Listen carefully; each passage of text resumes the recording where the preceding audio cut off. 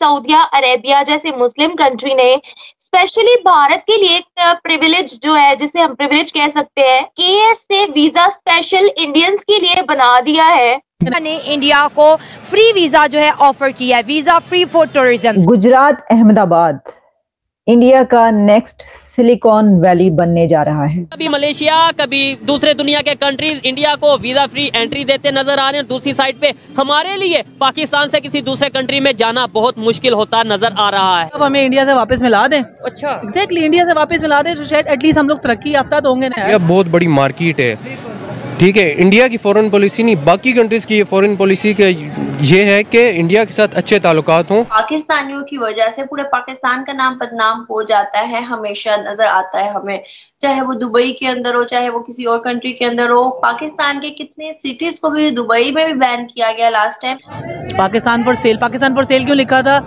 आपका एयरपोर्ट गिरवी है, आपकी बंदरगाहें गिरवी हैं, ठीक है, आपकी जो ग्वादर पोर्ट है वो गिरवी है, मोटरवे गिरवी है, ठीक है, फिर आपकी कुछ बिल्डिंग्स है वो गिरवी पड़ी। मोदी साहब जो है वो छा गए हैं, मोदी साहब लेके बैठ गए हैं बाकी सबको। उन्होंने कहा पाइन जो मर्जी कर लो, मैं करके वो खाना है। पूरी दुनिया जो है इंडियन नेशन को बहुत ज़्यादा जो है पसंद कर रही है, उन्हें सपोर्ट कर रही है, बट पाकिस्तान को कोई भी सपोर्ट करता हुआ दिखाई नहीं दे। आप इंडियन को देख लें, वो एक दूसरे को साथ लेके चलते हैं, सबको सर्वाइव करवाते हैं।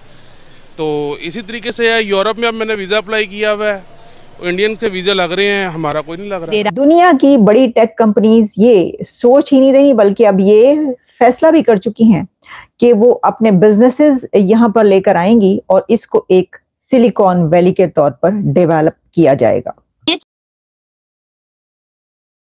नमस्कार दोस्तों, सऊदी अरबिया की तरफ से भारतीयों के लिए बहुत ही ज़्यादा अच्छी खबर आई है।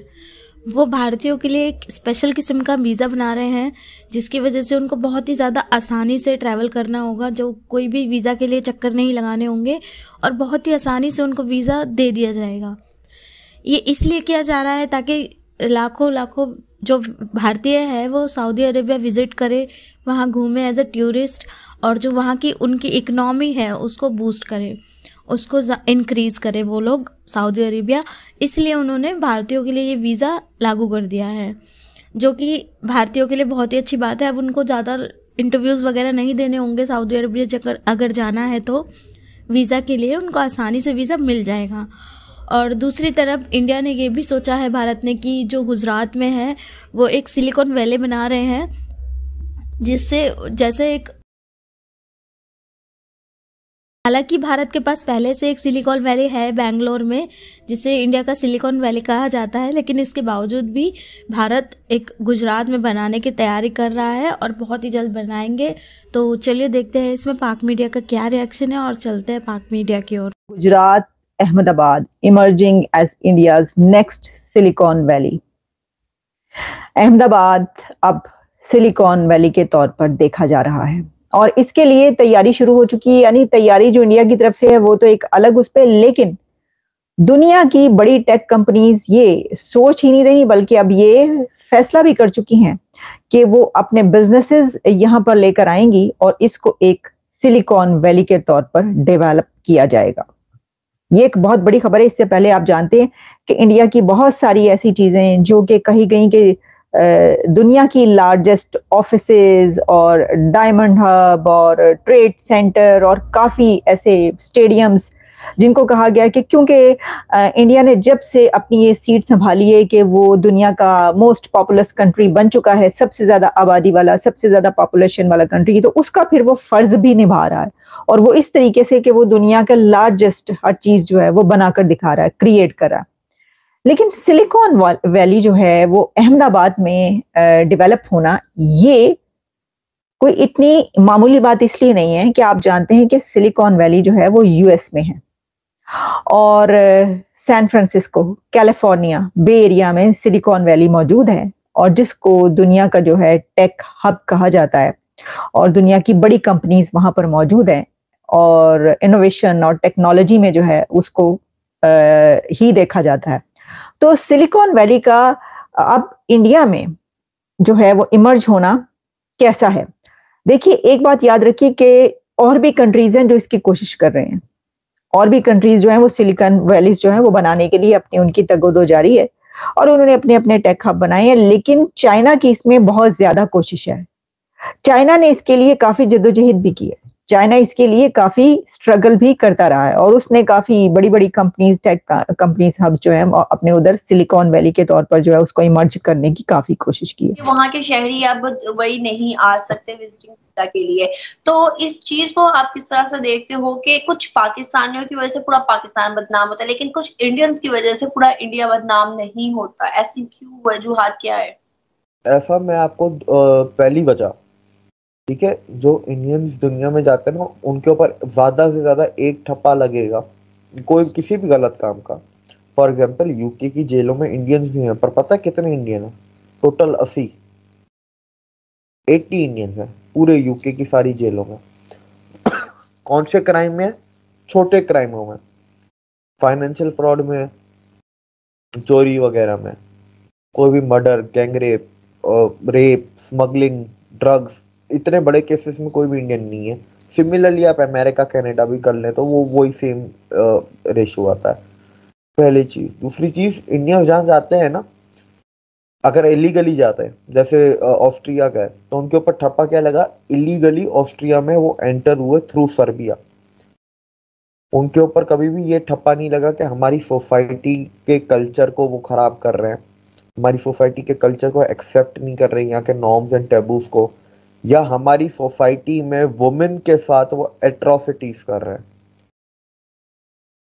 पाकिस्तान, आपने इसमें एक और चीज भी है, आपने बदनामी की बात की ना, बदनामी को भी हम साइड में रख देते हैं। एक फॉर एग्जांपल लेते हैं, एक ही शहर है अमेरिका में, उस शहर में इंडियंस भी उतने ही है, पाकिस्तानी भी तकरीबन उतने ही है नंबर में। इंडियन सक्सेसफुल है पर पाकिस्तानी सक्सेसफुल नहीं है। क्यों? क्योंकि पाकिस्तानी वहाँ की लोकल सोसाइटी से एसिमिलेट नहीं होते, वो वहाँ के कल्चर को अडॉप्ट नहीं करते, वो नॉर्म्स एंड टैबूज को एक्सेप्ट नहीं करते। वो न्यूयॉर्क में भी पाकिस्तान बनाना चाहते हैं, जबकि इंडियंस जो हैं वो अपना कल्चर, अपना जो बैकग्राउंड का जो कल्चर है इंडिया का, वो अपने साथ लेके जाते हैं, but on the same time वो वहाँ के कल्चर, नॉर्म्स एंड टैबूज को भी एक्सेप्ट करते हैं, फॉलो भी करते हैं, वो वहाँ की सोसाइटी में एसिमिलेट हो जाते हैं। पाकिस्तानी, मैं गया हूँ यूके में, पाकिस्तानी अगर शाम को कहाँ से भाई बैठते हैं, शाम को बैठना भी पाकिस्तानियों के साथ ही है। भाई तुम गोरों के साथ बैठो ना, उस सोसाइटी में मिक्सअप हो। ये मैं वो बात कर रहा हूँ कि क्यों सक्सेसफुल नहीं है। यही सिमिलर आप यही चीज को अब आप क्राइम में डाल दें तो यही चीज क्राइम में आ जाती है, यही चीज एट्रोसिटीज में भी आ जाती है, माइंडसेट में, हर चीज में आ जाती है। अपने गेटोस बना के रहेंगे, इंडियंस गेटोस बना के नहीं रहते। जहां पर मक्का मदीना है वहां के प्रिंस से लेकर के पूरा यूएई मोदी जी के समर्थन में है, मोदी जी के सपोर्ट में है और मोदी जी के साथ अपने रिश्ते को और भी स्ट्रेंथ और भी ज्यादा खूबसूरत बनाने के लिए अपनी मेहनत करता चला जा रहा है। हम सबको पता है कि इससे पहले भी 2023 में सऊदी अरबिया के क्राउन प्रिंस खुर्शीद साहब ने भारत के प्रधानमंत्री श्री नरेंद्र दामोदर दास मोदी जी से बैठ करके बात की थी और एक ट्रीटी साइन हुआ था, एक मेमोरेंडम साइन हुआ था कि भारत की जो महिलाएं हैं वो हज पर अकेले भी आ सकती हैं और उनको पूरी तरीके से मदद जो है वो यूएई देगा। और वो अगर अकेले आ रही हैं तो जैसे उनके घर से एक जेंट्स जाता था, उनकी देखभाल करता था, अगर वो बुजुर्ग है या यंग कोई लड़की है तो उसी तरीके से यहाँ पर उसका पूरा केयर किया जाएगा। और ऐसा हुआ भी और हमारे लिए बहुत बड़ी अचीवमेंट थी कि 4300 से अबव मुसलमान महिलाओं ने अकेले जाकर के हज किया था, क्योंकि एक फुलझड़ी लगाया हुआ था दाढ़ी टोपी वालों ने भारत में कि महिलाएं अकेले हज के लिए नहीं जा सकती हैं। अब सोचो कितना बड़ा चुटकुला है कि अल्लाह के घर में, अल्लाह की हिफाजत में हज करने के लिए हम नहीं जा सकते थे, एक साथ में दुमछल्ला मुसलमान मर्द को लेकर के जाना पड़ेगा। तो चलो अल्लाह अल्लाह खैर सल्लाह, ये जितने दाढ़ी टोपी वाले, चुटकी दाढ़ी वाले थे, इनसे पीछा छूटा और भारत की मुसलमान महिलाएं, बहू बेटियां अकेले जाकर के अल्लाह के घर में, अल्लाह की हिफाजत में वो हज कर करके आई हैं और सबने तारीफ सिर्फ की नहीं, तारीफ के पुल बने कि वहां पर जितना केयर किया गया है उसको हम लोग शब्दों में बयान नहीं कर सकते हैं।